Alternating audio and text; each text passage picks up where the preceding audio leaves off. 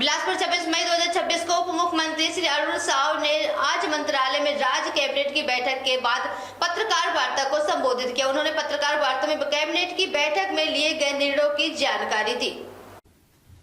मुख्यमंत्री श्री विष्णुदेव साय जी की अध्यक्षता में कैबिनेट की बैठक आहूत की गई। बैठक में कई महत्वपूर्ण निर्णय लिए गए हैं।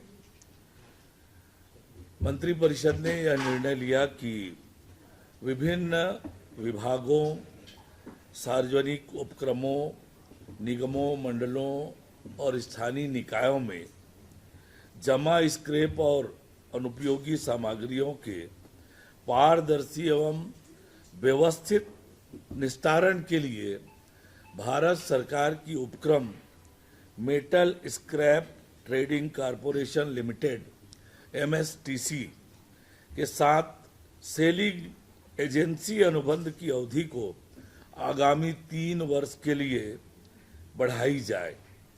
यह अनुबंध 2019 से प्रभावी है, जो 31 मई 2026 को समाप्त हो रही है। MSTC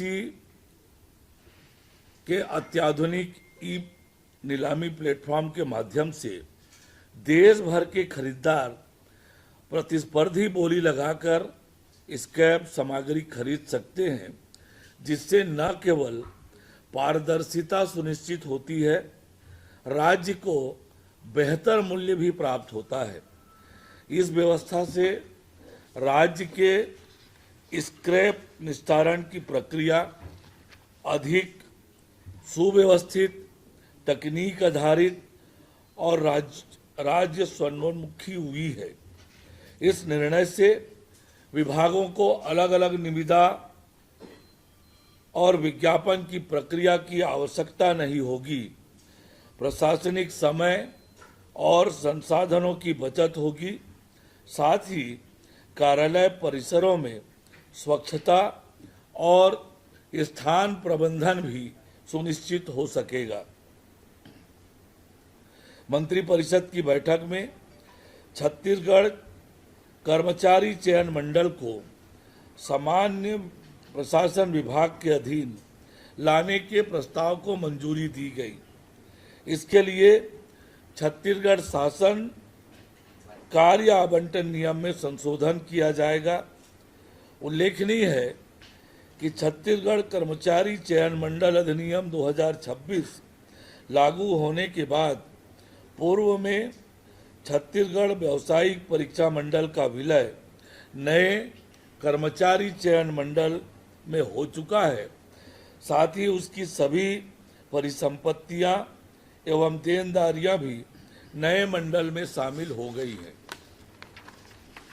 एक अन्य महत्वपूर्ण निर्णय आज के मंत्रिपरिषद में हुआ है, जिसके माध्यम से सड़क निर्माण के कार्यों में 1 अप्रैल 2026 के पश्चात बिटुमिन डामर की कीमतों में असाधारण और अप्रत्याशित वृद्धि को देखते हुए राज्य के हित और निर्माण कार्यों में निरंतरता बनाए रखने के उद्देश्य से 1 अप्रैल 2026 से 30 जून 2026 की अवधि के लिए अनुबंधित ठेकेदारों को सीमित एवं आंशिक मूल्य राहत क्षतिपूर्ति प्रदान करने का महत्वपूर्ण निर्णय लिया है। यह राहत केवल बिटुमिन मूल्य में हुई असाधारण वृद्धि के प्रभाव को कम करने हेतु निर्धारित फार्मूले के आधार पर दी जाएगी तथा अन्य निर्माण घटकों पर अनुबंध में पूर्व से प्रावधानित एस्केलेशन नियम यथावत लागू रहेंगे। वैश्विक परिस्थितियों एवं पेट्रोलियम उत्पादों की कीमतों में वृद्धि के कारण डामरीकरण कार्य प्रभावित होने लगे थे, जिससे सड़क निर्माण और संधारण कार्यों की गति बाधित होने की आशंका थी।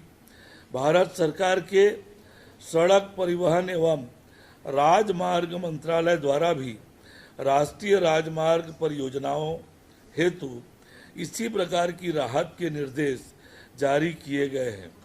राज्य सरकार का उद्देश्य यह सुनिश्चित करना है कि सड़क निर्माण कार्य प्रभावित न हो और विकास कार्यों की गति सतत रूप से बनी रहे, जिससे जनता को निर्धारित समय पर सड़क निर्माण कार्यों का लाभ मिल सके।